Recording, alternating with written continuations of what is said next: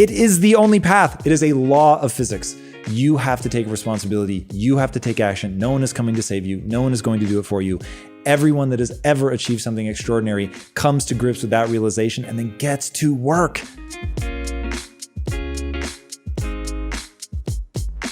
I'm interested, having watched your show for a period of time now, where does that intensity come from? Wow, that's a hard ride I wasn't expecting. Where does the intensity come from? So part of it is what I call an affectation layer. So it is me knowing that if you want to communicate in a way that hits people in their bones, you have to be prepared to leverage all that human communication has to offer, right? And it has a lot to offer. And a lot of times people are afraid to really embody what they're feeling. And so I try to really embody what I'm feeling. Now, that's the second part. When you embody what you're feeling, your brain goes, whoa, this shit must be really intense. This must really matter. And so then you actually start feeling that intensity. And then that makes embodying the intensity that much more easy. And you create this self-reinforcing loop. So, and then part of it is just I've always, when I get into something, two things. One, I am prone to getting excited or really having a reaction to it. And two, I understand the mechanisms and the feedback loops in the brain, so I can amp that all up to a much higher level. And so I used to teach, and one of my former students then hired me. And I was obviously, when I'm teaching, it's very easy to get passionate. You've got a room full of people, and there's just a performance layer to it. And then he and I were alone, and I was breaking something down, and I was getting really passionate. And he goes, wow, you can do it even when there's nobody else around.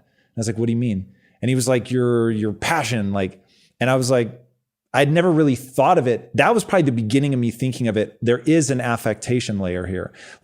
Part of this is, at first I'm just doing it to communicate, to really get a point across. But then the more I try to get the point across, the more my brain goes, oh my gosh, this is something real. This is big. This is exciting. And then you actually start getting excited, and then it gets bigger. And what do you mean by affectation layer?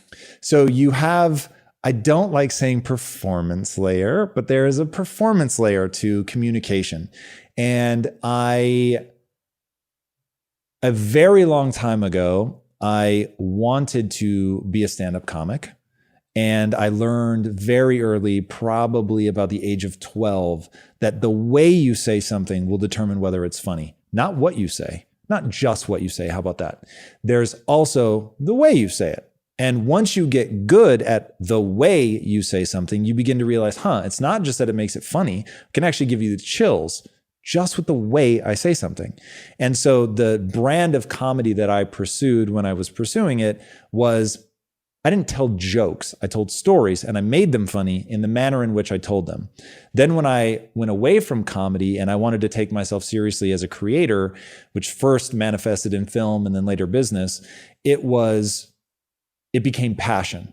But it was the same thing of understanding, interesting, the way that I modulate my voice, the way that I either tighten my diaphragm or speak from my chest or from my throat, all of it has these different reactions, and it makes people respond differently. And so I got very good at understanding how pacing and rhythm and all of that stuff help my message get across better. So what I'm hearing as you say that is a listener of the show, let's say, who is looking for inspiration, who is looking to pick up some tips and tools that they can apply in their own life to feel better and live more.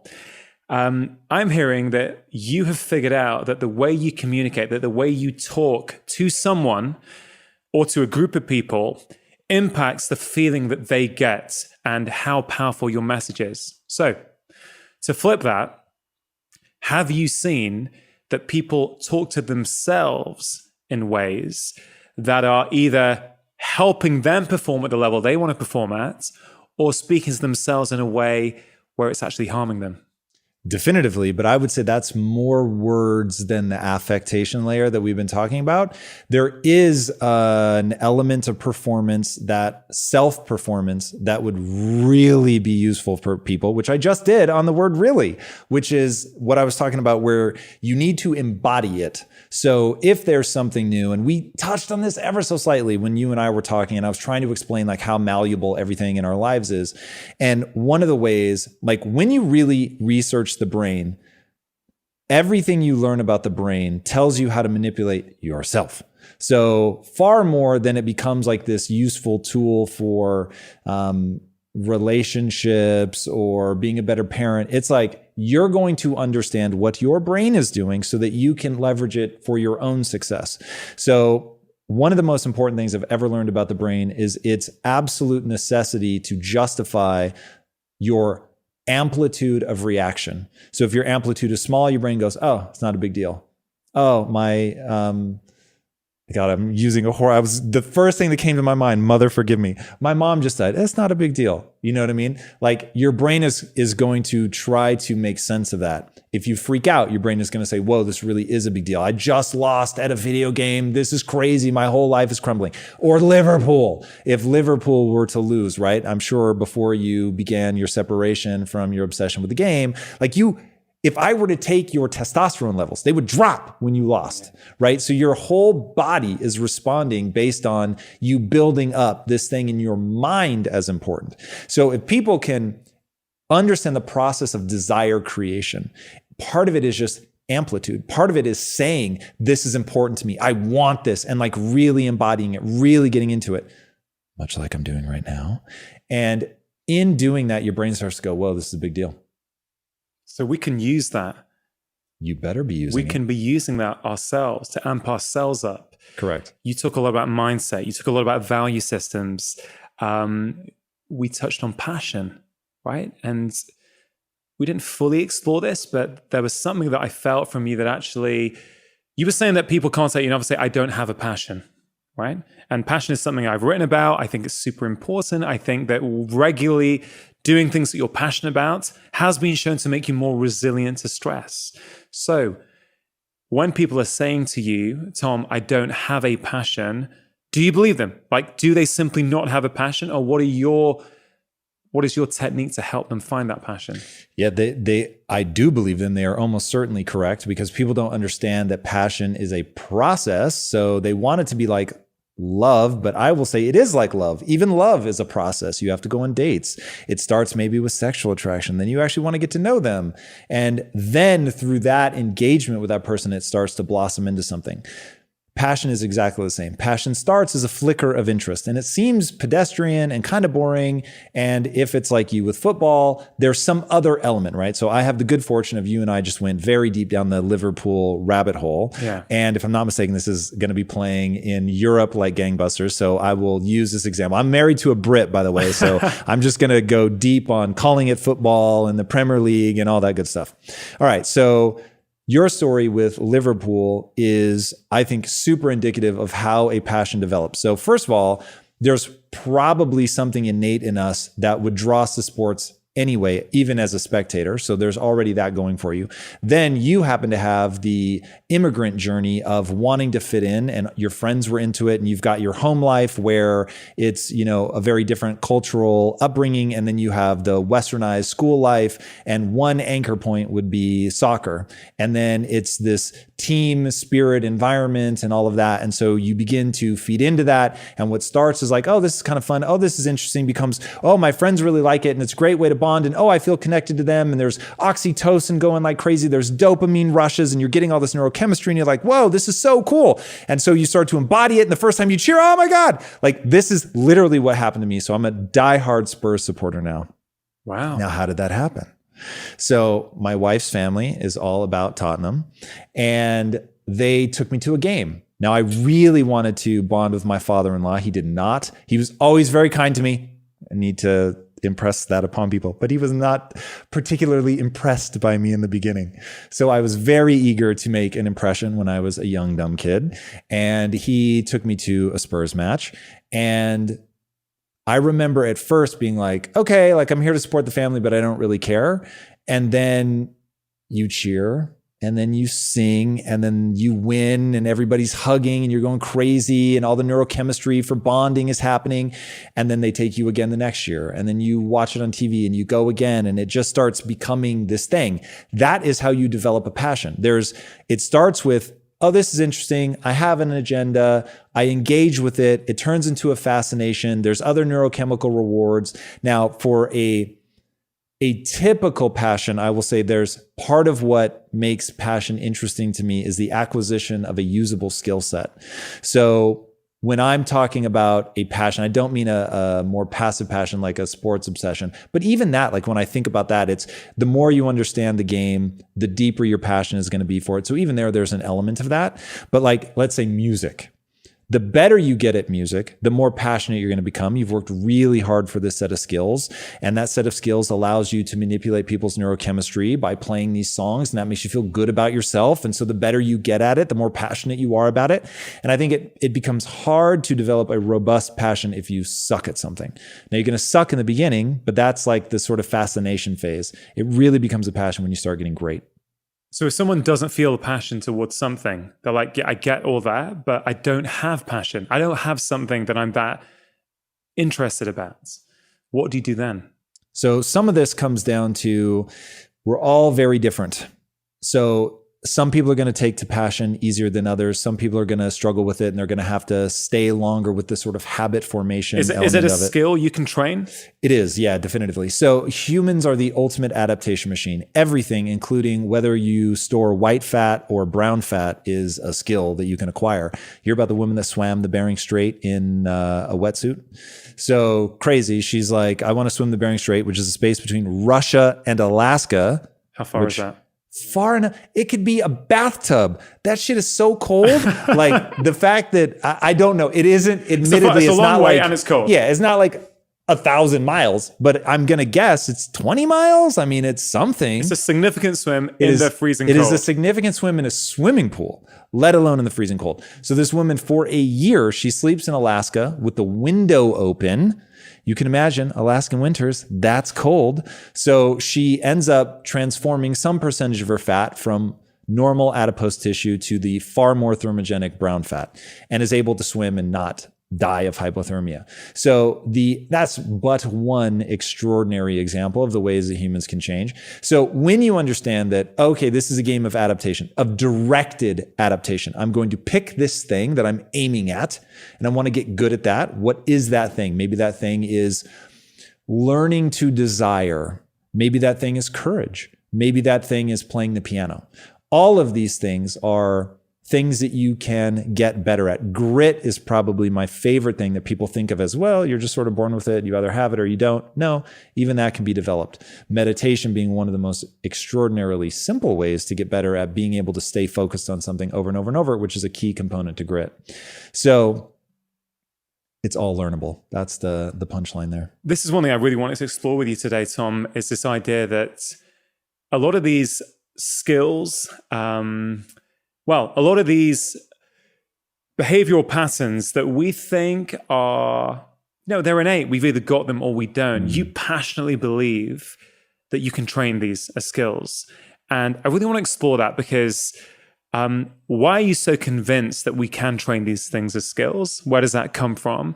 And what are the ways you mentioned with passion, but with other things? I mean, you have spoken before about your value systems, which I find incredibly fascinating, and almost to the point that, I don't know what you would say. Is it possible to live your best life? It's a very, very broad, generic term. Is it possible to actually, do what you want out of your life, get what you want out of your life without clearly defined values? No. So I think that one of the biggest mistakes that people make is they mistake their value system, their belief system, for objective truth, when in reality, it is things that you have assumed through osmosis from your family, your friends, the greater culture around you. And once you recognize it as the construction that we were talking about before, you can't unsee that. And you begin, like the easy example is to think about people that grew up in other cultures from you. They just see the world differently. And you look at them and think they're crazy. Religion being the easiest one. but you grow up somewhere else in the world and you just have a different default religion. And that different default religion gives you a whole lot of different base assumptions about life and what it means to serve a higher power, or just the way that it gives you a very different basic framework for right and wrong. And I mean, it is really pretty extraordinary to me that humans, simply because they grew up in a different place, would go to war over a different fictional story and kill each other and die in the name of that story. But we do take those beliefs on, we do take those values of that culture on, like, to the core of our being, to the life and death point. So, or let's take a silly example. In America, like 20 years ago, soccer just seemed stupid. It was something that kids did. And you didn't get many adults that pursued soccer. Whereas if you grew up in England, man, holy hell. So it's, in those different cultures, your dad is cheering you on. He's got you a kit when you're a little kid, and like you just wear it as a default and you want to connect with dad. So you have the kid, and then you go to school and they have kids, and it's like the neighborhood you grow up in, like all who you support, right? So it becomes like a whole thing. Humans are so, like, we are designed to soak in whatever environment we happen to be born into, because not just like locationally, but like what's going on. Is food scarce? Is this a time of hardship, a time of plenty? And so making sure that we adapt to that, we don't come pre-programmed with as much as, say, a horse, right? A horse is walking day one.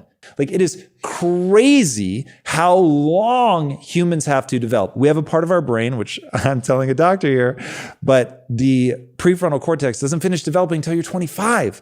That's crazy. It's not made of different materials. It's not like that material is harder to make. It forms last so that it puts sort of that capstone after you've taken in all of the information about your surroundings, figured out the culture that you're in, and then it sort of solidifies and cements, and the part of your brain that gives you the control and all of that comes after you've got your beliefs and your values and all those things settled into place.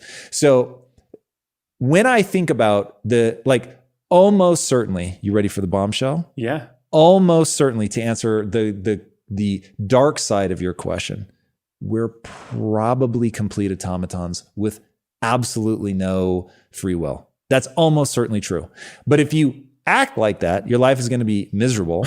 And so I can't fathom a universe in which it makes sense to use volition, if you have any, to frame the world like that. It just doesn't make sense. So even if I am just simply pre-programmed to tell people that they can change their mindset and they can change their beliefs and values and all that, like it has been so transformative in my own life to do that, to step back and go, oh, I was on a path that I was so unhappy, and I had the world's most fixed mindset. So for anybody that hasn't read Carol Dweck's seminal book, Mindset, fixed mindset is where you believe your talent and intelligence are fixed. You're just born with it, is the way it is. Growth mindset is your talent and your intelligence can be changed through deliberate practice.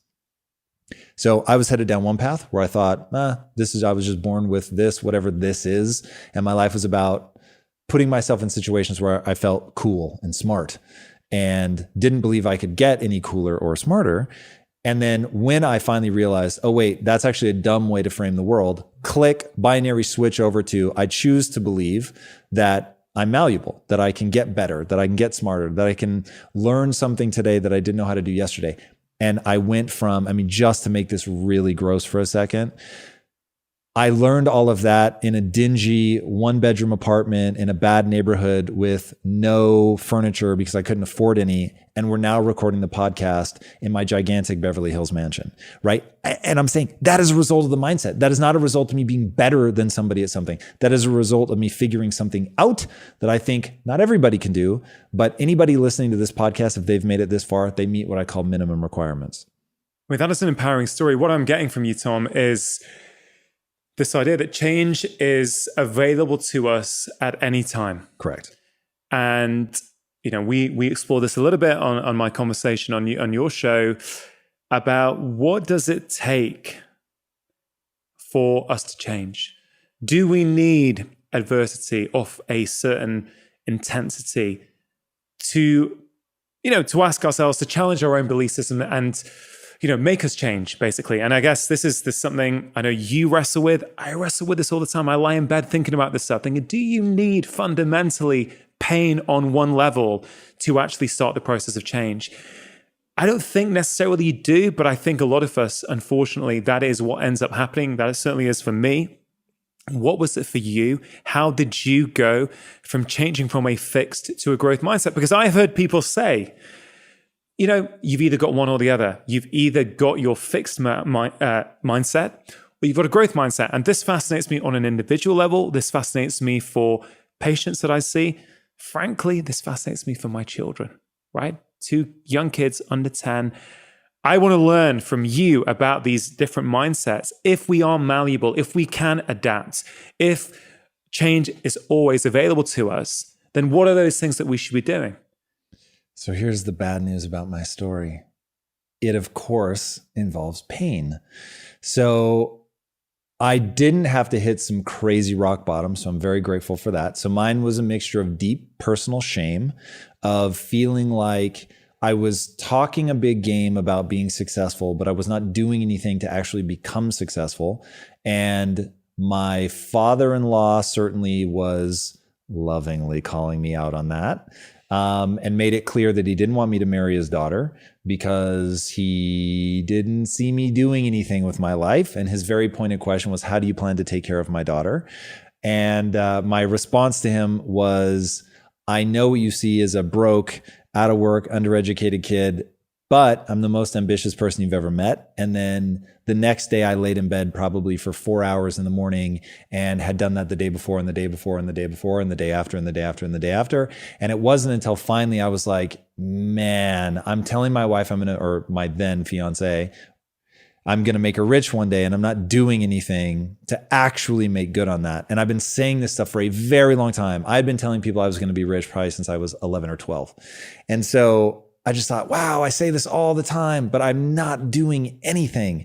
And the fact that my wife, then fiance, is having to guilt me just to get out of bed, like that's a bad sign.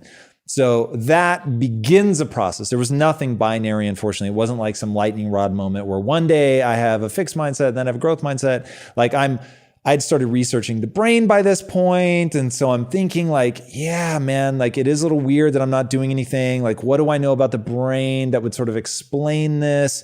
And then as I begin learning about the brain and start coming across some of these ideas about brain plasticity and how much we can change, and I start really buying into that, then I meet people that they wouldn't have called it a growth mindset. We didn't have that language back then, but they had a growth mindset and they believed that they could change. And so I was like, whoa, yeah, this thing that I believe, I'm actually seeing it here in reality. And so right then I got involved in being an entrepreneur. And being an entrepreneur is like, if you want a growth mindset, put your house on the line and start a business. You'll get a growth mindset real fast, because it's either that or you're going to lose the business, because you just have to own, I'm not good enough yet. I do not understand this. I'm too dumb to pull this off. So I really better get smart fast. So are many of us too comfortable then to develop a growth mindset? So if our lives are okay, if we have a roof over our head, if we can pay the bills, and we're not, let's say, deeply fulfilled, but we're just going around living our life, we're waiting for the weekends, we get smashed on a Friday night, a Saturday night to sort of, for a whole multitude of reasons, you are making the case, I think, that you can just choose. Yeah, I don't want to make it sound too easy, because it is not. And the brutally difficult, it's deadly simple, but it is very difficult for most people. So the problem is far more insidious than, oh, it's just people are too comfortable, because you have billionaires killing themselves.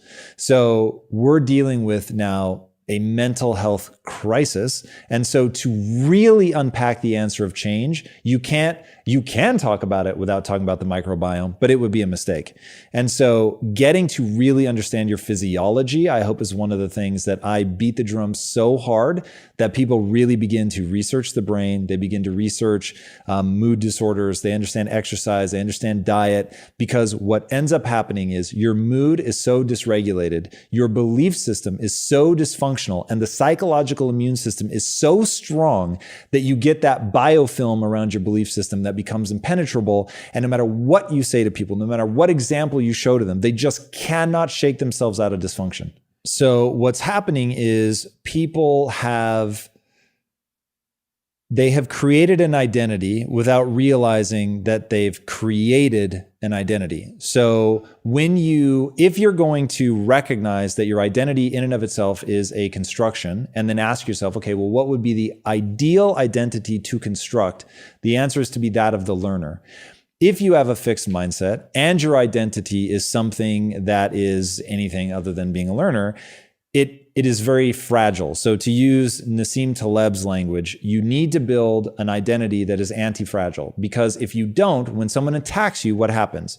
You feel badly about yourself, right? It's very easy to get under somebody's skin because you've triggered their insecurities. When you trigger their insecurities, the psychological immune system kicks in and it says, no, Ronigan, you're not bad. They're bad. They're dumb. They don't know what they're talking about. They're an idiot. Only a fool would not be keto or not be a vegan or whatever their identity is wrapped around.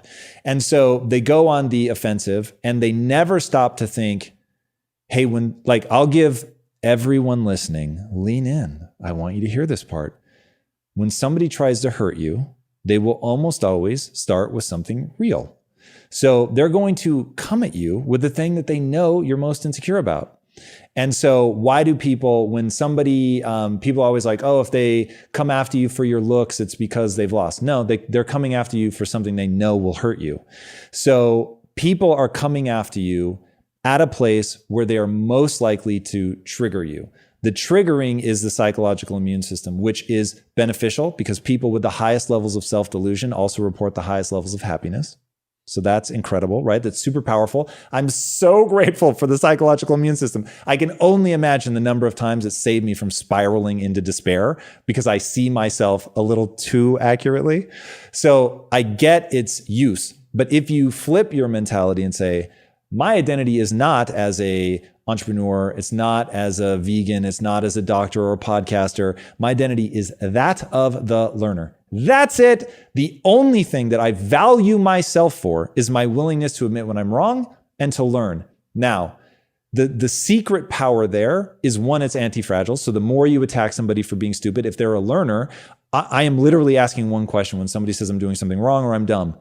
What am I doing wrong? In what way am I dumb? Because if you give me that piece of information, I grow more powerful. So I'm always looking at the hilarious secret about wanting people to criticize you is like, the more you try to hurt me with something real, I have the chills. The more you try to hurt me with something real, the more powerful I'm going to grow because I'm actually going to open myself up. Even though you're saying it to hurt me, you are actively trying to tear me down. You're probably going to hit me with something that I can learn from. And so what I always tell people is when people are chucking rocks at your head, think of them as actually being gold nuggets or bricks or whatever. And you can take that gold to the bank. You can take that brick and build a house, like however you want to think of it, but you have to let it hit you. You can't deflect it and send it flying off in another direction. You've got to take it. It's going to sting a little, but then you're going to have that material with which you can do something. And so if you build your identity around being the learner and you're constantly growing, over time you grow more powerful. But you have to lower the psychological immune system, or you can tweak it, much like you can go in and edit a virus to deploy something in the human body. You can edit the psychological immune system to say the only thing you can protect me with is that I'm the learner.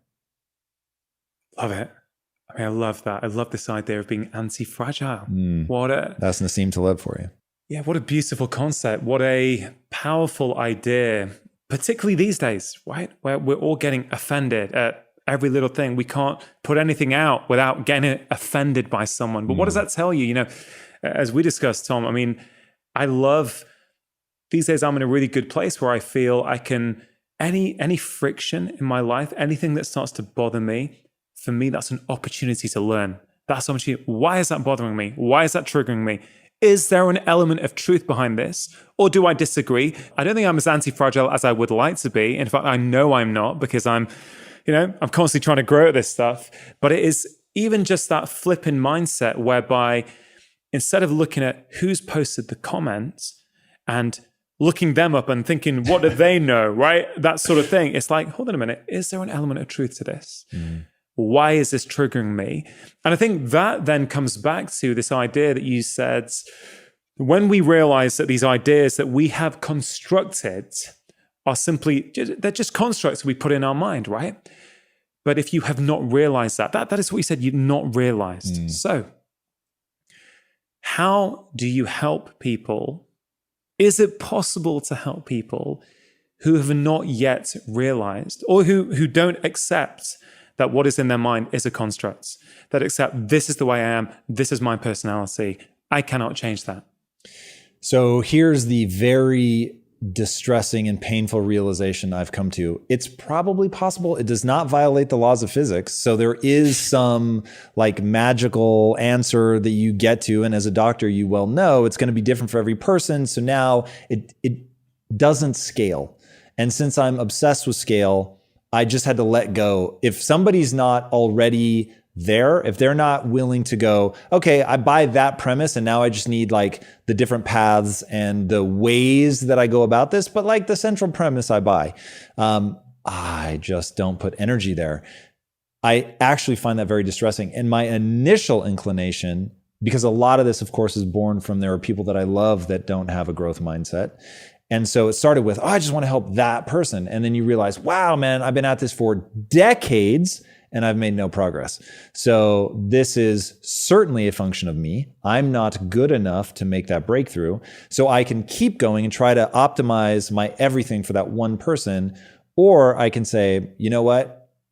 When they have sort of terraformed their own mind to the point where they're receptive to this, I will be here. But until then, I'm going to go over here and just say, all right, look, here's a base assumption that I have. If you agree with that and you want to understand like where I'm coming from and how to use these tools and tactics, like then I'm here. But otherwise, there's a guy named Jeffrey Canada who introduced me to this concept. And I really want to get him on my show because I think I'm quoting him accurately, but I responded so strongly, and I probably encountered this idea almost 15 years ago now. And he grew up in Harlem and said, I'm going to go get a degree and I'm going to change the education system. And he ends up getting a full ride, I think, to Harvard, and goes back into the school system and realizes, whoa, you can't change it. And gets very influential in starting up his own education system and realizes that you can't save the adults. And so he said, you have to give up on the adults and focus on women who are pregnant or may become pregnant. And all you need to do is get them to read to their children, because it's the number of positive words people hear by the age of 5 that like he considered the single most predictive thing of their future success, which is exactly why he said your zip code is so predictive of your future success, because it basically says how many words, positive words, you're going to hear by the age of 5. And I was like, fuck, that's crazy. But when you think about the language centers of your brain and like what that impacts in terms of future ability to communicate and get a good job, and oh man, it's just crazy. So anyway, that whole concept of give up on adults, focus on kids, gave me the language to understand, give up on people for whom it's not that it's an impossible task. It's that it is so hard it doesn't scale. Go where it's easy. And if you're talking about education, easy is young. And so when I think about mindset, the easy is people who already embrace the notion of a growth mindset. They may not have built one yet, but they believe in it. So how do you build one? So that's easy. Like once we get to the part where, okay, now you're prepared, you just have to understand the confluence of things that make up your frame of reference. You can think of it sort of as a mini personality. So your frame of reference is going to be dictated by your beliefs, your values, your identity, your habits, your routines, basically all the things that fall into the default network of the brain, anything that you do automatically. So when you get a grasp on those things and realize that all of them are malleable, like beliefs, people often mistake for objective truth. And it simply isn't true. Like when you think about the fact that your brain is doing its best to create a virtual environment for you that is in no way, shape, or form meant to objectively represent reality. Like just think of the narrow band of the light spectrum that we see, the narrow band of frequencies that we hear. Like it's really small. And our brain has just gone, these are the ones that matter to us. But if you did the same to a bat, it would crash and die. So it's like, it's different for every species. Every species took a different Umwelt, if you will, strategy and said, okay, here are the things that I care about. Here are the things that I care about to optimize my environment. I think that the byproduct of the nature of the human animal is what you see, which is a deep propensity for self-loathing, which you don't accidentally escape that. I think that it takes a lot of work for people to become something that they're proud of, to contribute meaningfully to the group. I think that we have so many mechanisms designed to keep us alive. Don't resent the negative voice in your head that is saying bad things about you.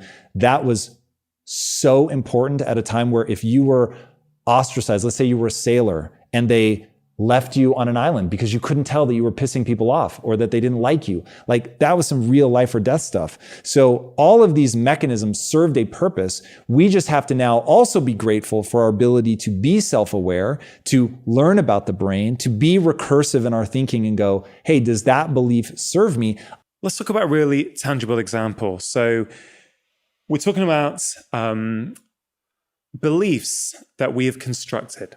So a very common thing for people to have is negative self-talk, right? So, I see it in friends, I see it in patients. I can't stick to any diet. Okay, this always happens to me, right? So there are universal truths for sure, but are those statements universal truths? No, clearly not. So somebody who is listening to this, who is he says, yeah, man, that's how I talk about myself. I'm pretty hard on myself. I put myself down all the time. I'm not the kind of person who exercises, workouts, they're just not for me. Oh God, I'm the one who always gets passed up for that job promotion, right? Are these examples, in your view, of self-limiting beliefs that can be shifted? Definitively. And definitively. Yeah. So in every case. 1,000%. Those particular examples, 1,000%. So my thing, a rule that I live by and a rule that I aggressively try to give anybody that will take it is only do and believe that which moves you towards your goals. So if you want to feel badly about yourself, then telling yourself, yeah, I always get passed up for a promotion, the world is against me, like that is a dark place to live. If you want to have the confidence that's needed, the lightness, the charm, then you've got to internalize that, oh man, if you add value, you're going to move forward in life. This is all going to work out. It's going to be amazing. The amount of almost delusional optimism you need to be a successful entrepreneur is hilarious, because if you can't believe, you certainly can't get anybody else to believe. And so you've got to have this willingness to say things like that in your head. Like right now, my stated goal is to build the next Disney. Now you can imagine the odds of me pulling that off border on zero, but I don't think like that. I can't allow myself to think like that. So it's like, I have to say, okay, this is interesting enough to me. And what I value myself for is the sincere pursuit. So I've completely divorced myself from the outcome. I don't care. Whether I do it or not is irrelevant. What I value myself for is, did I show up every day and actually go for it? Not rhetoric. Did I actually go for it? Was I constantly checking myself? Am I actually making progress? Am I doing the right things? Could this possibly lead me where I want to go? And if it can, then I get to celebrate myself at the end of the day. And if it can't, I'm just BSing and I'm just saying things to say something cool and get people's attention, then I don't get to feel good about myself. So when you are able to go, oh, it wouldn't behoove me to sit here and focus on this is impossible. There's only one Disney for a reason. I'm never going to be able to pull this off. If you can recognize that if you tell yourself you can't win, you will act in accordance with that belief. You will only push so hard. Whereas if you believe, no, it's not going to be easy.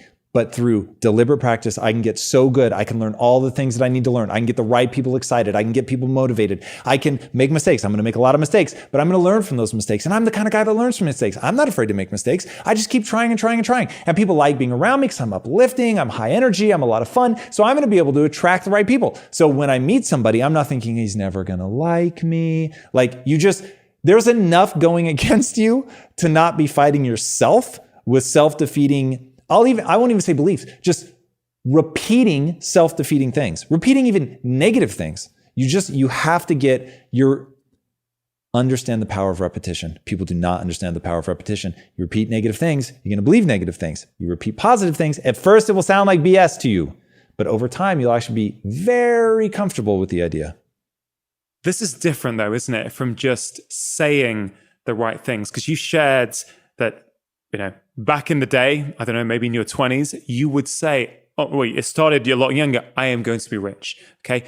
I don't know if you said I'm going to be a success, but you were saying the right things, right? So you had that positive language, yet you were not doing anything to actually make that come true, right? This is not the secret. I'm not saying say positive things and everything changes. I'm just saying you remove one roadblock. Did you ever see The Secret? I have not yet. So I'll give it to you super fast. So The Secret is half amazing and half absolute BS. The half that's amazing says if you think you can, you can. If you think you can't, you can't. And that is true, dude. The way the mind works, man, if you believe it is possible, then you're the Roger Bannister effect. Yeah.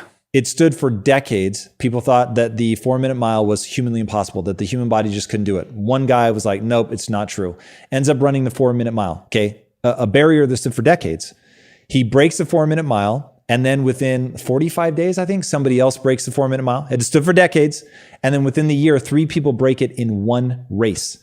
So once you believe something is possible, all of a sudden it gets a lot easier. It's like the 100 meters. I remember as a kid, there was this magical 10-second mark, right? I don't know when it got broken, but now in most races, everyone's under 10 seconds. Do you know what I mean? Everyone's like at various things. It's the same kind of thing. So beliefs are powerful. But I think it is important to clarify that point because it's not just about saying the right thing. So again, trying to bring it back to a listener who may be struggling with their weight and who has a bit of negative self-talk around that I can't lose weight. I've tried every diet. It's too hard. So they could hear this conversation and go, okay, I get what Tom's saying. I think I get what he's saying. I need to be positive. But you're not just saying you have to be positive, are you? You're saying something more difficult than that, or certainly something that requires a bit more work than that. So what is that you are saying? Let's take that as an example. Somebody's trying to lose weight. They can't. They feel they tried every diet. They feel they can't get a consistent pattern going in working out, etc., etc. So break it down for them. Is it several steps? How do they start changing their mindset in that particular situation? Yeah. So when somebody is talking about weight loss, my first thing is always, you've got to love yourself where you are at. Now, that's not going to be enough. And I'm not one of those people that's like, oh, just stare at yourself in the mirror and tell yourself you love yourself 10 times a day. It's not going to work. But it really does have to come from a place of compassion. You're not going to be able to whip yourself into great shape. Like you, one, have to get very comfortable that you're worth making the change. Otherwise, you're not going to stick with it. And then two, you have to get to the laws of physics. So does anyone think that if I put them in a prison cell for 3 years and I gave them no food, that they would walk out morbidly obese? No, right? Nobody thinks that. Now, they will think that's unreasonable. The person would die of malnutrition, which, depending on your level of obesity, is actually not true. And I think the longest water-only fast was something like 384 days. It was absurd. It was more than a year. So you can water only. I want to be very clear about that. So no one, like if you really get down to brass tacks, everybody gets that no one is in a position where it would be impossible to lose weight. So then it becomes, okay, if we know that it's not impossible, then it becomes a question of what are you willing to do? Then you have to ask, am I willing to do what it's going to take? And if you're not, that's fine. Like, it is an absolutely reasonable life to me to say, I know what it would take to get in better shape and I don't want to do it. Okay, cool. But if you're going to live that life, I have one recommendation: live it fully. Really enjoy it. Say, my life is going to be a lot shorter than it would otherwise be. The one area where it gets tough is your level of inflammation is going to be so high that it's just going to be hard to enjoy your body. But let's say that you're able to get past that. Lean into it. Enjoy it. Relish it. I always tell people, the only thing that is heartbreaking, eating a bowl of ice cream is not heartbreaking. Eating a bowl of ice cream every day is not heartbreaking. Eating a bowl of ice cream and being sad about it and being ashamed of it, that's sad. That's heartbreaking. So whatever path you choose, know that you're a worthy human being, regardless of what path you choose. So now if it's like, well, I've tried the being out of shape path and I don't like that anymore, and I want to go to the other path, okay, rad, let's get excited about that. Like, let's go all in. Part of it is you can't just do it for health reasons. You've got to understand there is a part in the human mind, I am absolutely convinced. I don't know that there's been any studies done on this, but dude, I have never once met a human being who didn't, when they lost the weight, didn't say, yeah, secretly, I did not like being overweight and I feel so much better about myself now. I think there's an innate part of the human brain that tracks how you look, how you feel, and how much effort you put into it. And when you put a lot of effort into creating a positive feedback loop, dude, something so magical and beautiful happens. And I'm just telling you, there's nothing more rad than getting strong and feeling good about your physique. There's nothing. And it is so petty. And that's why no one wants to talk about it. But that is the God's honest truth. Like, you were overweight, right? I was 60 pounds heavier than I am now. I was a little chubby. That is the right way to frame where I was at. Growing up, I thought of myself as completely normal because my family was morbidly obese. So even though I was slightly chubby, I didn't think I was chubby. Relative to them, correct. You were slim. Relative to them, I was shredded. And then so when I went to college, long story as to why, but I ended up losing like 25 or 30 pounds. So most people... Intentionally, you were trying to do totally accidentally. Okay. And like I said, long story about work and work ethic and the whole thing. But anyway, I ended up losing a lot of weight and not having enough money. But when I bumped into a girl who I hadn't seen since high school, she was like, oh my God, I always thought of you as the chubby kid. And I was like, wait, what? I replayed my whole life like in The Sixth Sense. And I was like, I was the chubby kid. I had no idea. So anyway, I was slightly chubby growing up, nothing crazy by today's standards, not in the slightest. And then in my 20s, late 20s, early 30s, I was 60 pounds heavier than I am now. So when I got lean and had like just razor sharp 6-pack abs, dude, it's rad. And don't let anybody tell you that it's not rad. It is super rad. It is as cool as you think it's going to be, but it's a lot of energy and effort. So I don't need people to do that. But whatever path you're going to go down with enthusiasm. So if they choose they're going to go down that path, you have to start telling yourself a different story. Anybody can lose weight. They have to do the right things. There's a lot of individual variability, so I'm going to have to experiment. I'm going to have to stick with something. There are basic nutritional things you're just going to have to get right. And I don't know that we'll agree on this, but if you gave me, in fact, can I tell you a show that I actually want to do? Please do. I want to get an apartment complex with, let's call it 4 units, but you can't leave the unit. It's the only catch. Once you're in, it's like Big Brother, but Big Brother for diet. And now I'm going to do different experiments in different quadrants. And we're going to see how frustrated do people get? What's the diet like? Are people irritable? We're going to take blood levels. They cannot eat anything I don't give them. There's no sneaking chocolates, nothing. I know exactly what you're eating. It's like prison. It's like prison, but cheerful. It's Big Brother. So in my Big Brother experiment, if you and I get to dictate different diets, I'm going to put my money in terms of rapid weight loss for the greatest number of people. I'll put it on keto with restricted calories. They will be the least frustrated and irritated, and they will lose the most fat. And muscle maintenance is the only thing that I have seen is a bit dicey. Is this what you think I'm going to disagree with? I wasn't sure where you fell on like what the optimal diet is. People are normally like, you can't give everybody one diet. And admittedly, I'll ballpark it at 85% of people will respond perfectly to a keto diet. Blood levels, everything, cash money. 15%, maybe not so much. Hey, I don't necessarily disagree with you. I've never measured ketones in my patients. It's just not something I do. But when I have used particular strategies, low on refined and processed carbs with certain patients, particularly those with metabolic issues like type 2 diabetes or high fasting insulin levels and high blood pressure, yeah, I have seen you absolutely get rapid weight loss. You get a rapid reduction in inflammation. So things like even joint pain that people think they've had for years, which actually they think was down to their weight, often, not always, but often the joint pain gets better. Because actually suddenly it's not the weight that was causing the joint pain or not the whole story. It was the inflammation in the body that was driving it. I have seen this. I have also seen other diets work. So I guess... Yeah. And that's why I'm saying it's not a one size fits all. I'm just saying other people will get amazing results from other diets. But if you said you have to blanket, like what's the one horse you would back, that would be the one. Yeah, I'm not sure I necessarily say that's the one horse I would back, but I've seen incredible results. One of us has an MD, okay, and one of us doesn't. You've worked with 10,000 patients. I've worked with 0, so my money is still on you on this one. No, but look, I've become relatively diet agnostic for the simple reason that I've got to help the people who come in and see me, right? So if people have got a certain belief system around food, I still have to be able to help them. Right. I still have to be open-minded.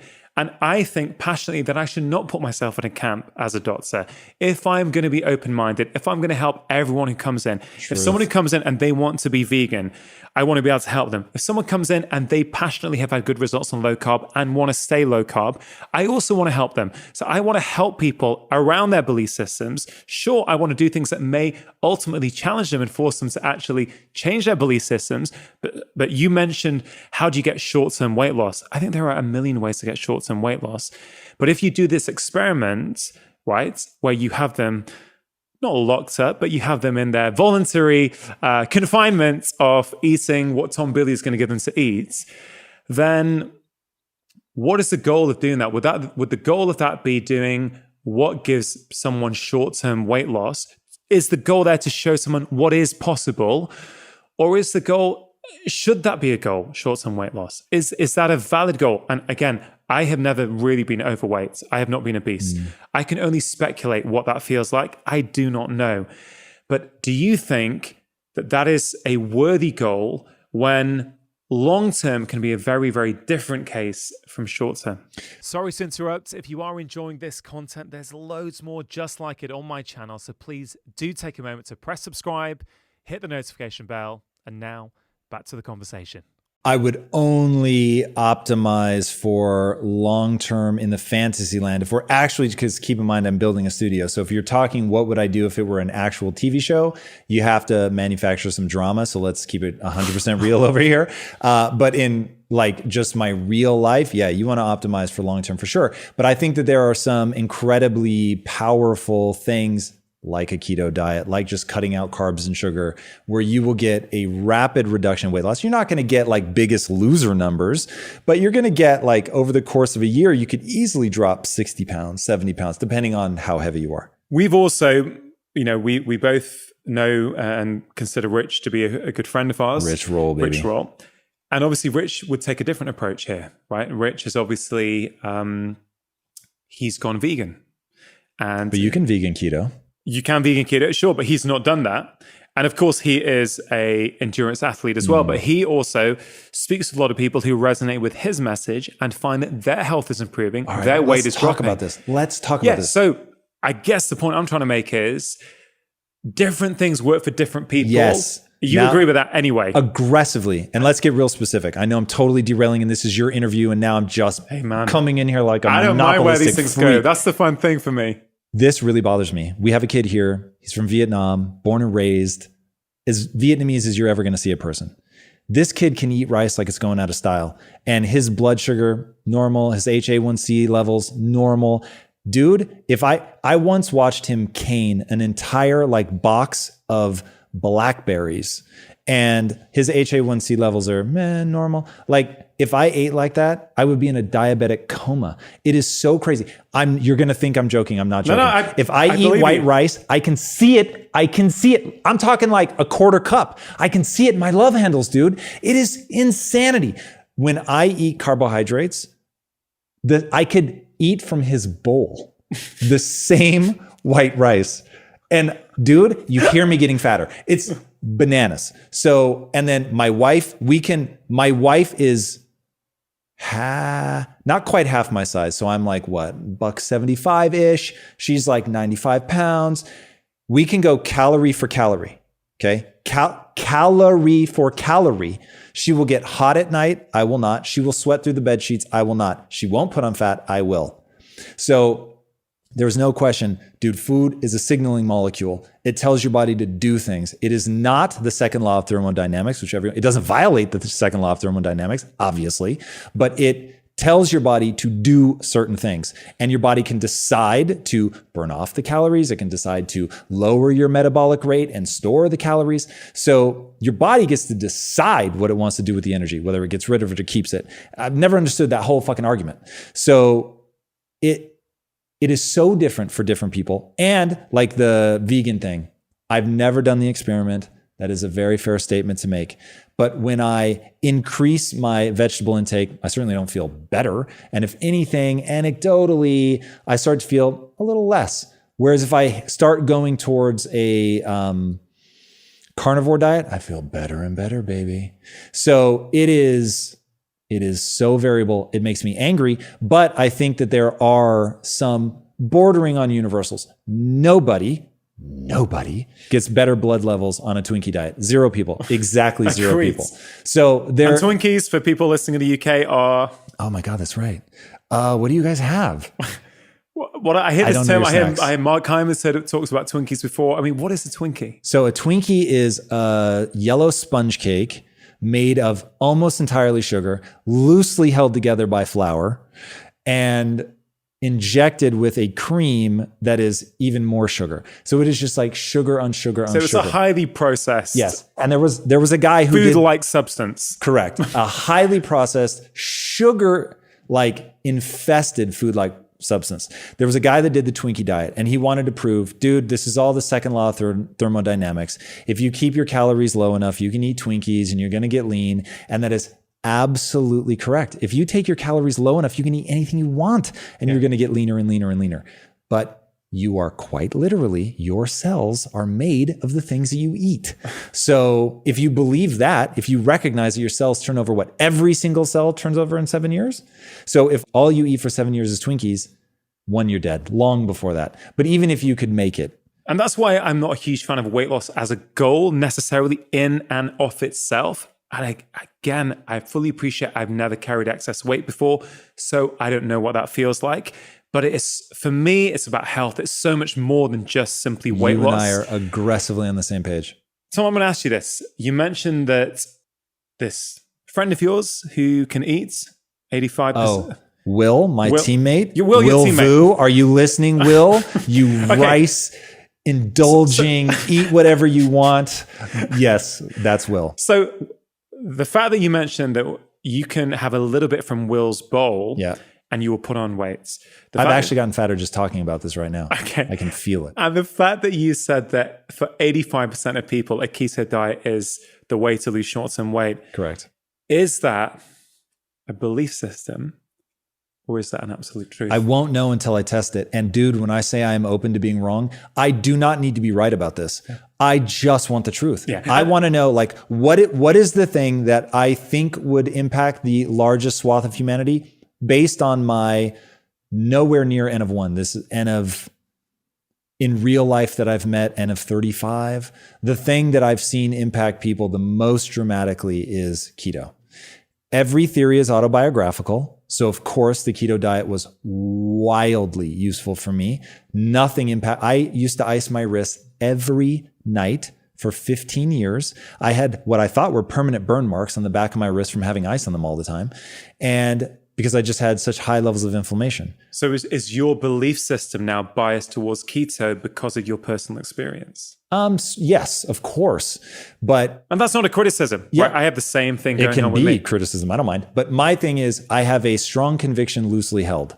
So my identity. This excites me. Oh, dude, I wish I had thought of that. A strong conviction loosely held. Correct. Now, that sounds to me like an absolute truth or something that I would like to live my life by. Yes. So please expand. So I don't remember where I heard this. It's a very famous, at least here in the States, phrase.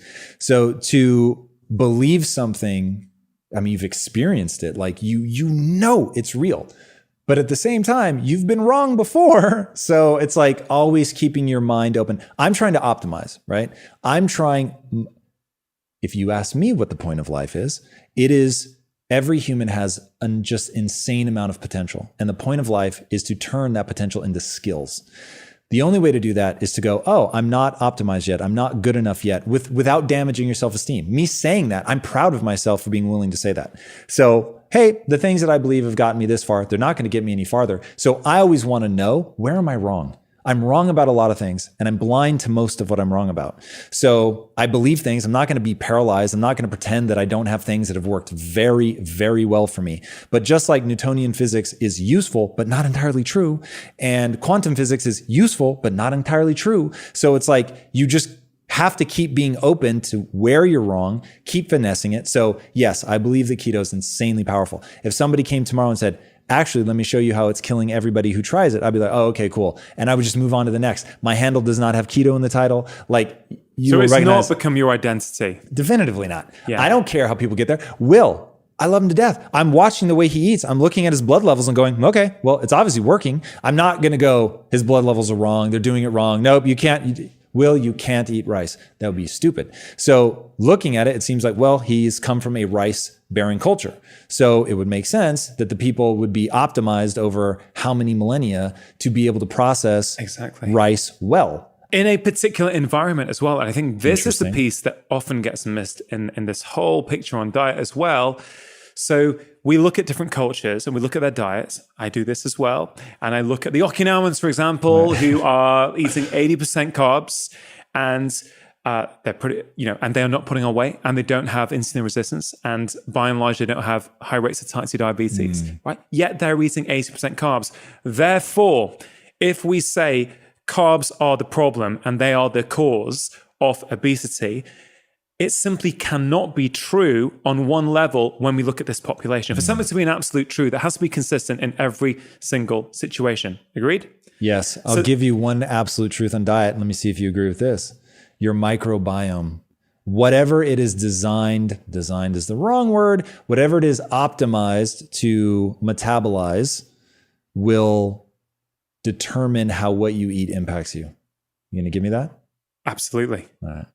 And I actually think, well, I'm going to circle back to this because just to finish the point about the Okinawans, their diet works for them, A, from, how they have evolved, B, from the environment in which they are currently in. So they live in a low stress environment. They have adequate amounts of sleep every night.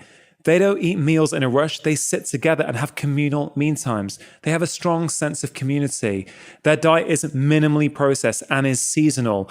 When we look at them, we cannot take the diet of 80% carbs in isolation. We have to look at the whole picture around it.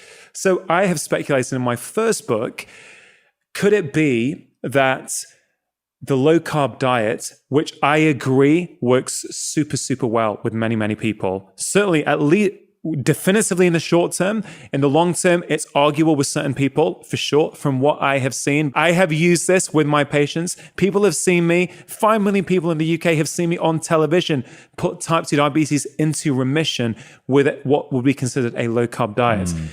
But the fact that I refuse to put my identity about being a low-carb doctor is something, a strong conviction loosely held, right? I want to be open to everything. I don't want to get so caught up in my own identity, my own belief system, that I can't see something else that is going on. It is true that many people experience amazing improvement on a carnivore diet, an all-meat diet. That is true. You see this being posted everywhere. People say their joint pain's gone, their bloating is gone, their indigestion is gone. Now, do we know what it does in the long term? I have not seen research yet that makes me feel that we are confident what happens in the long term, but I have seen this work. I have also seen a low-fat vegan diet that's done from minimally processed food work. And I have speculated in my first book, could it be that in the West, when we are a sleep-deprived culture, which drives up your blood sugar and makes you insulin resistant, we are a stressed out culture, which drives up your blood glucose and makes you insulin resistant.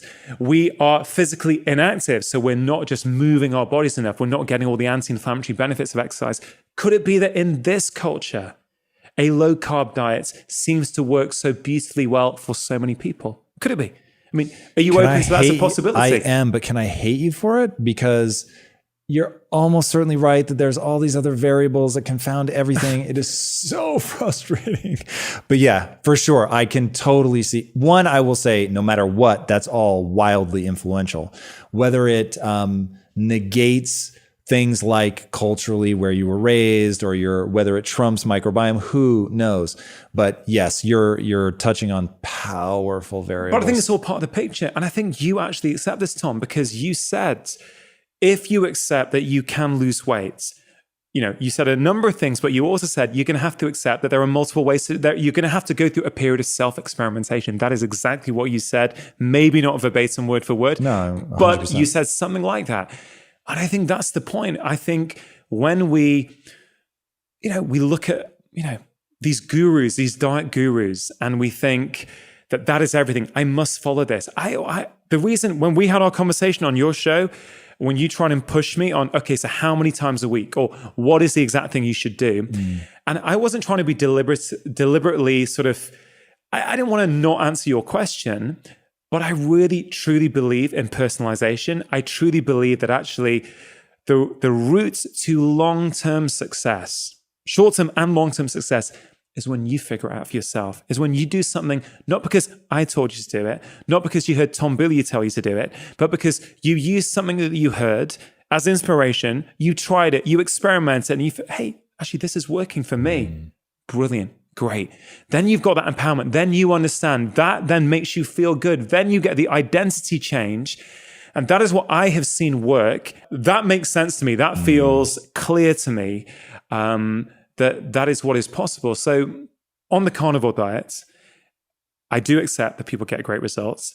I happen to think my view on this is that these changes are being are basically happening through the microbiome. I think that many of us have got disrupted microbiomes these days, if not most of it. In fact, we know that all of us do to a certain degree compared to modern hunter-gatherer tribes. We know that, right? So we've all got what we are currently considering with our current belief systems, which again could change, suboptimal microbiomes. And I think the thing that often drives suboptimal microbiomes, when you have a suboptimal microbiome, too many carbs for some people, especially too many of the wrong kinds of carbs, the highly processed refined carbs, can cause problems. So therefore, I think when you go to a carnivore diet, I think initially at least what is happening is that you're not driving those imbalances in your microbiome. I do not have proof for this.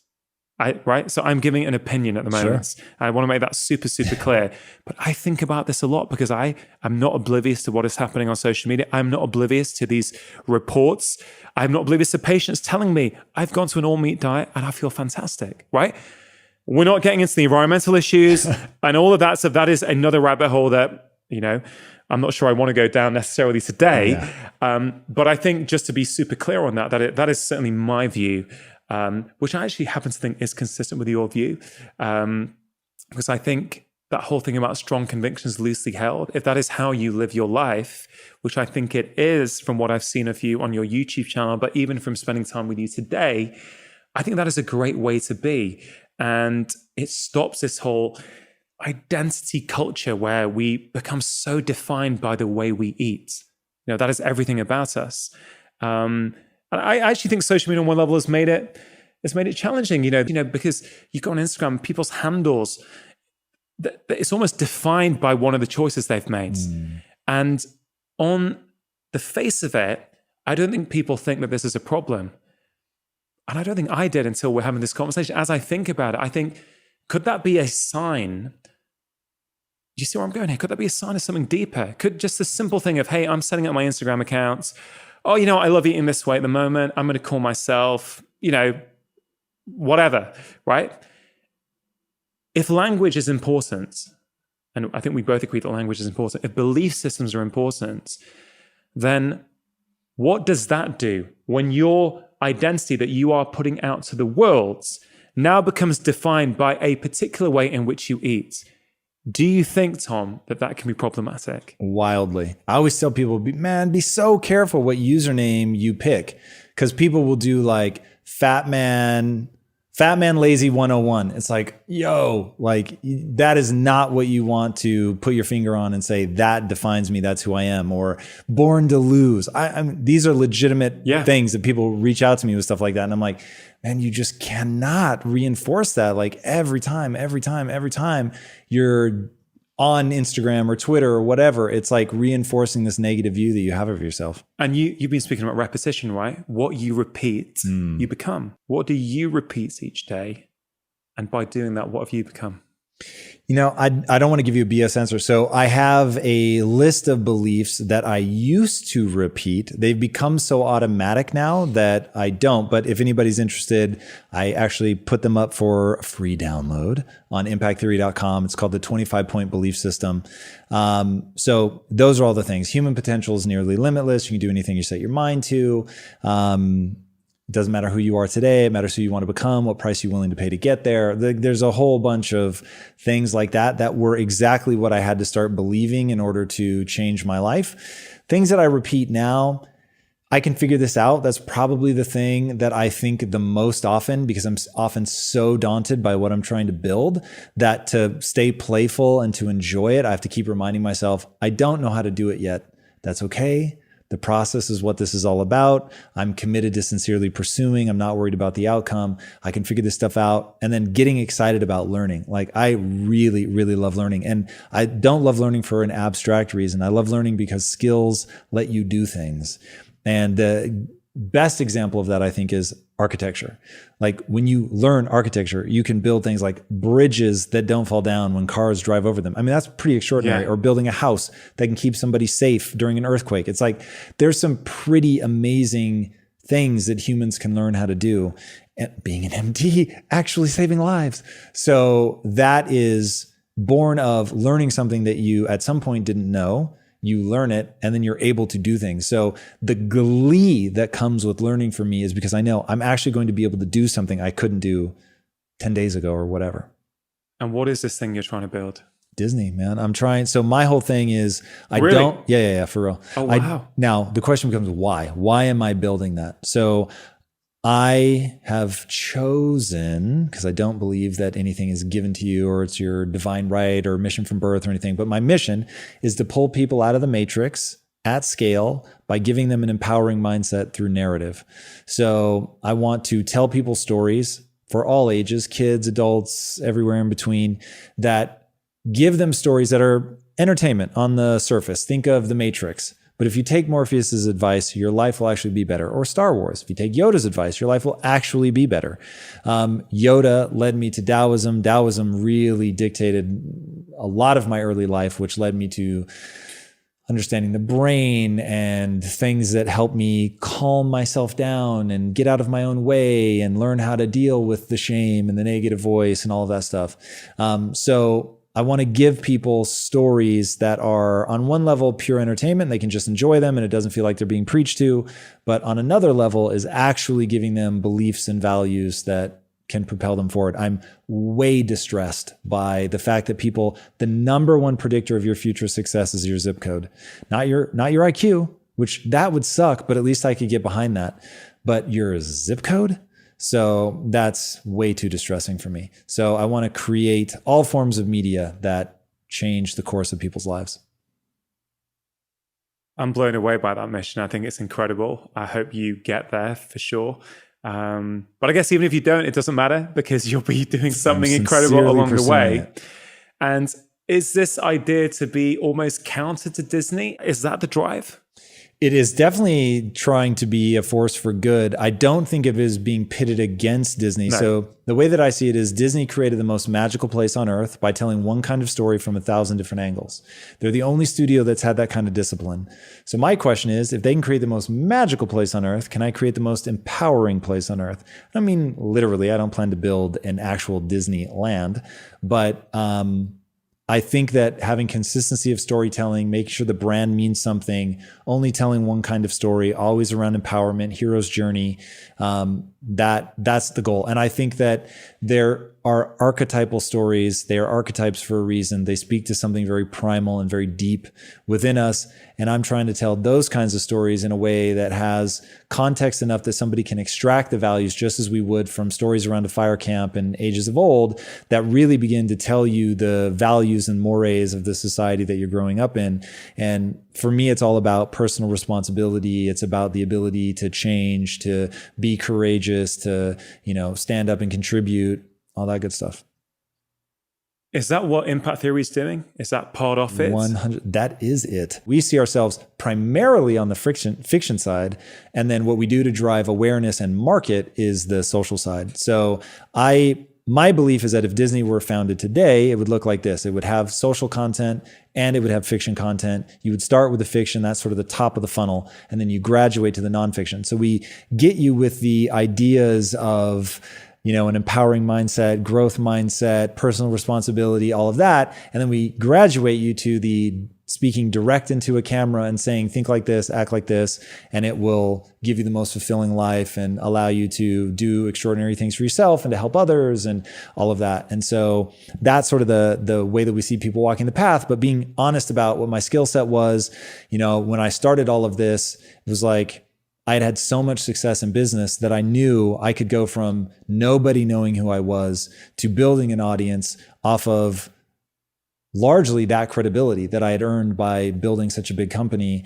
And then once I had people's attention, I could begin to show them that there's something more here around mindset, about how I built the company, about what I had to do to my mind from going from a relatively bad employee to a hyper successful entrepreneur. And wow. So that's sort of the wrapping, but the message is just to give people that empowering mindset. I'm almost lost for words. I mean, that is such a fantastically inspiring mission. I wish you all the success possible in getting there. As we start to wrap this thing up now, one of your values that I once heard that I found super fascinating was this rule. Sorry, not value, one of your rules. I don't know how many rules you do live your life by, but one rule I heard was this idea that basically when your alarm clock goes off, you have to physically get out of bed. Is it within 10 minutes? Correct. 10 minutes or less. Do you still apply this rule in your life? Every day. It's the only thing I do every day, not Saturday and Sunday, but even then I'm this is one of those things that you repeat day in, day out. Oh, yes. When you said repeat, I thought you meant out loud in my own head. No. I meant what are the practices? What do I do daily? What do you do daily? So that one is the most religious. So I'd be really interested to be studied because I really do think that I have a harder time clearing whatever neurochemistry from sleep there is. I have a harder time clearing that out than most people. So waking up for me is very painful. So I've had to create that rule. Otherwise I lay in bed for 3 and 4 hours. I'm not joking or exaggerating. So that's been really important. I meditate almost every day. I work out almost every day. I eat clean almost every day, including the weekends. So those are like the things that I do daily. But where did that come from? I learn every day. You learn, of course. Especially on the weekends. Yeah. I mean, I think that is very much undervalued. And maybe next time you're on the show, we'll sort of go down that rabbit hole and explore that. But where does this come from? This, in particular, the one about getting up within 10 minutes of your alarm clock going off. I just would love to dive into that. I should have corrected you. I don't set an alarm clock. So I get up 10 minutes after realizing I'm awake. So once I realize I'm awake, I immediately look at the clock. I see what time it is. I have 10 minutes to get out of bed. I try never to wake up to an alarm. So I prioritize sleep. I get as much sleep as I need. and I go to bed early. So I go to bed at 9. My wife's out of town, so I might go to bed early tonight. But I go to bed at 9 and then I wake up when I wake up. Sometimes that's 3 a.m., sometimes it's 7 a.m. Depends on what's been going on. And but I find being tired a unique form of misery. So anyway, once I realize I'm awake, the 10-minute clock starts. I get out of bed immediately, and then against your wishes, well, that's not true. So usually I'll meditate very first thing I do.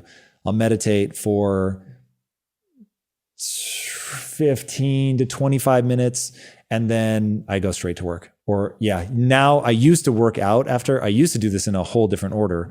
I used to work out immediately, then meditate, then work. Now I meditate, then I typically will start working and then go work out. And that in that elapsed time is usually about 3 hours before I go to the gym. But this is all happening so early in the morning. But just to clarify, it's not that that's against my belief system at all, actually. You have created an intentional life for yourself, right? You have gone through various processes. You have put in habits. You have done the self-experimentation. You would not like the level of stress in my life, though. I'm going to be really honest. Hey, I've got a high level of stress in my life. But I would argue that the things that you are doing on a daily basis are making you more resilient to that stress. I'll give you that. So therefore, stress is not necessarily about, the whole conversation about stress doesn't always have to be about, I need to reduce the stressors in my life, because for some people, they simply can't. You know, if you can't afford to eat properly, if you're working 2 jobs, if you're on benefits, you don't feel, and I've worked in practices where this is the case with people, you know what, I'm realistic. That is stressful, right? That is real stress, right? It doesn't mean I can't help them be a little bit more resilient so they can tackle that stress a bit better and they can manage their life a bit better. That's what I'm passionate about. You know, whether you're living in a mansion in Beverly Hills or whether you're in inner city town in the UK and you're on benefits and you can't afford to properly eat, you know what? We've all got different stressors. And doesn't mean we can't become more resilient. So I would argue that you do daily things that make you more resilient. I also would argue that you have created an intentional life where you, as you say, you work out every day, right? So you are literally relieving stress from your body every day. If you're working out every day, that is more than what most people do, right? Exercise is one of the best stress relievers. It doesn't matter to me that you are working maybe 15, 20 minutes after you wake up, because you're meditating first and you are making sure that you have time later to put in the things that are going to help you. So look, as I said on your show, it's all about personalization. You have gone through the process and now you can personalize the life for you. And I find that inspiring. And that's what I wish for every listener of this podcast. On that, to finish off, Tom, I'm going to make it 2 questions rather than 1 question. And I know we're both tired because we've been talking for a long period of time. We're still here, man. We are ready to rock. Penultimate question. Yes. Right? Good use. You don't hear that word enough. You have interviewed over the past 3-4 years. About 4 years, yeah. 4 years, you have interviewed some of the most influential and high-performing people in the world. So, in all those conversations, from the learnings from all those conversations, is there a consistent theme? Are there some common themes that you have learned? And would you be open to sharing them? Yeah, of course. So the only one that I'll say is just absolutely universal. You have to take responsibility for yourself. That's the simple as. And that's why, man, it is so hard when you're talking like weight loss. It's like I want to love people at the same time and then tell them, it's on you, man. It is on you. They're like, it might be harder for you. I get that. It's got to be the hardest for somebody, and that somebody might be you. I understand. I feel like it is brutally hard for me to lose weight, brutally hard for me to gain muscle. But man, you just cannot make excuses. And I say that with like love shooting out of every pore that I have. But it's like, it is the only path. It is a law of physics. You have to take responsibility. You have to take action. No one is coming to save you. No one is going to do it for you. Everyone that has ever achieved something extraordinary comes to grips with that realization and then gets to work. Period. I mean, that's powerful. That is the one truth. Thing that has come through from pretty much everyone, I guess. Not pretty much. Everyone. I'm talking people that have been horribly victimized, people that have had it great. They all come to the same conclusion. I have to take responsibility for myself. That's it. Like I can control what I do. I can't control the outside world, but I can control what I do. And if I really go hard, I can win. But I have to be open that I'm wrong, that I have to learn, and just responsibility. And it's powerful that from all these people you've spoken to, that is the theme that keeps rising to the top for you. Literally every interview I've ever done is a variation on that theme. Yeah, wow. Well, that in many ways might negate the final question, but I'm going to ask it anyway.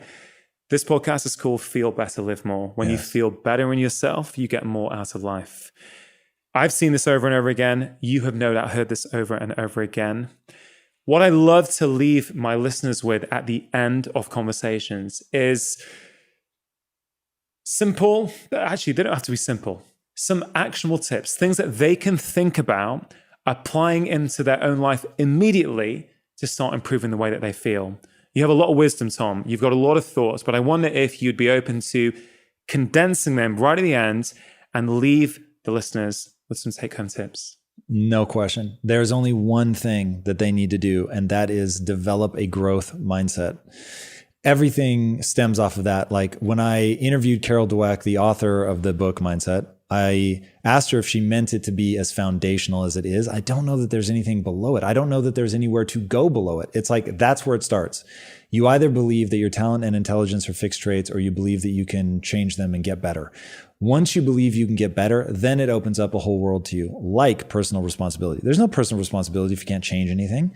So once you accept that you can change, then taking responsibility and getting to work, everything becomes possible. So it really does, as much as that's like airy, that's where you must start. So Einstein said it another way. He said the most important question the most important decision people must make is whether you live in a friendly or a hostile universe. Are things working for you or against you? Can you change or not? Like when you get those things down, and I don't mean, I hate it when people say the universe is working for me. I don't think that's what Einstein meant, because I don't think anything is working for you. That's why I think you have to get to work. But I think that if you decide, because he called it a decision, when you decide to see things framed in a positive way, then the world opens up to you. Get your mind right, everything else will follow. If that conversation resonated with you, here is another incredibly powerful one that I really think you're going to enjoy. So in this video, what I want to do is share with you some of the things that have worked really, really well with my patients. And my hope is that they work really well for you too. Day after day, week after week, month after month, these small things make a difference. I promise. I've been a doctor for over 20 years.